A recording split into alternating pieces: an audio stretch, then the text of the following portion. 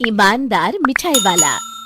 एक गांव में महेश नाम का एक हलवाई रहता था। उसकी दुकान दूर दूर तक मशहूर थी। आसपास के सभी गांव वाले महेश की दुकान से ही मिठाई लेते थे।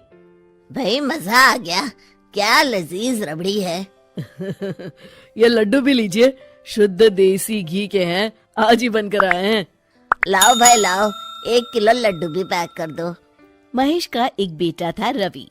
रवि ने पढ़ाई छोड़ दी थी और वो दिन भर घर में ही बैठा रहता था। उठ बेटा रवि, आज मेरे साथ दुकान पर चल। मैं वहाँ क्या करूँगा पापा? अरे दुकानदारी सीख बेटा, आगे चलकर ये सब तुझे ही तो संभालना है।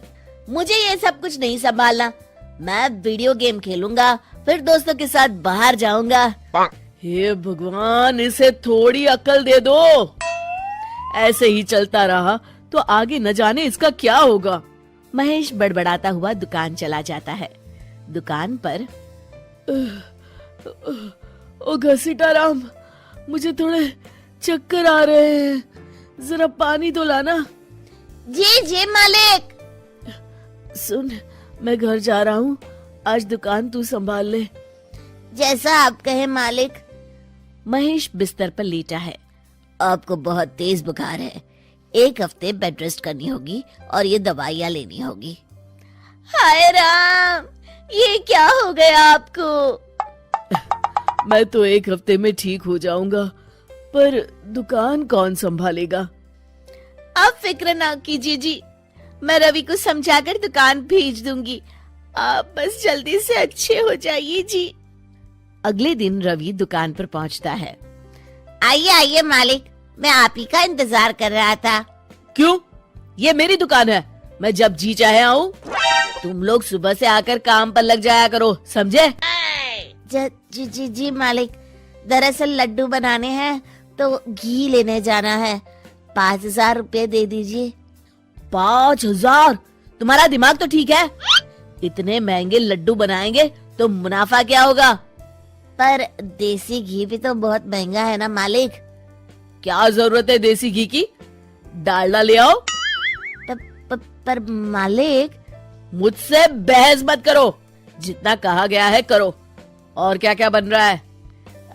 मावे की बर्फी मालिक। मावा मावा मावा, हाँ। तभी उसकी नजर एक डब्बे पर पड़ती है। ये क्या है? ये रवा है मालिक।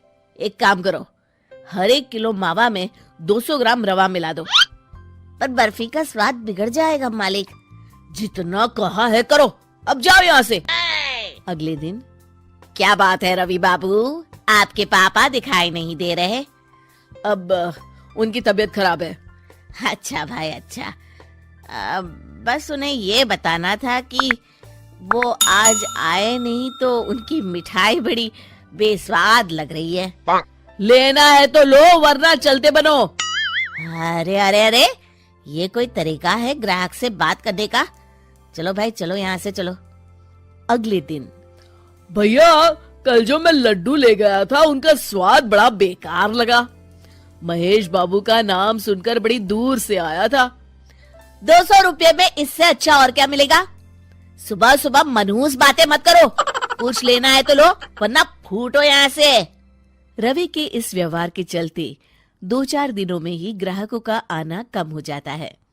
मैंने तो सोचा था कि कम पूंजी में ज्यादा मुनाफा होगा, पर यहाँ तो घाटा हो रहा है। आखिर चक्कर क्या है? लगता है ये दुकानदारी मेरे बस की नहीं। महेश ठीक होकर दुकान लौटता है तो घसीटाराम उसे सब कुछ बताता है। हे भगवान, इसने तो मेरी सालों की मेहनत पर पानी फेर दिया। अब क्या करेंगे मालिक?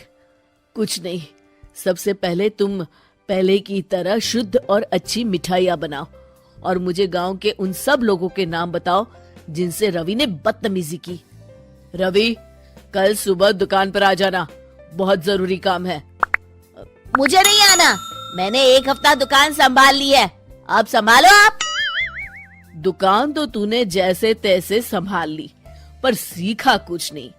कल तुझे बहुत जरूरी सीख देनी है। रवि पैर पटकता हुआ बाहर चला जाता है। अगले दिन। ये ले ताजी शुद्ध मिठाइयाँ। मैं इतनी मिठाइयों का क्या करूं? इन्हें उन सब के घर देकर आओ जिनसे तुमने बदतमीजी की, और साथ में माफी भी मांग लेना।